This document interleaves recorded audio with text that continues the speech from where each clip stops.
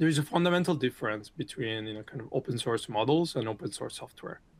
And the difference between open source models and open source software is that when you build, like open source software like Linux, you can have a lot of contributors, contribute to your repo, and you have a lot of, incremental improvement, building, kind of your software over time.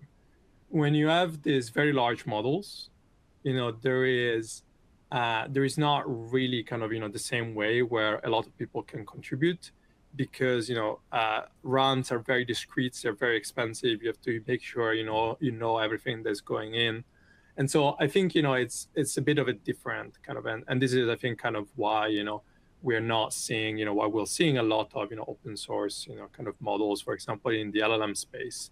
We're not necessarily seeing kind of, just because open source models has a lot more, users like, Linux might have, it leads to, much better models. And, the other comment I wanted to make on kind of what you said, Ray, is I think, because a model is open source, it doesn't mean that it's free. The one thing to remember is that these models are very expensive to run, and they require a lot of compute, and compute is not free. And there is a reason why NVIDIA is the most valuable company in the world.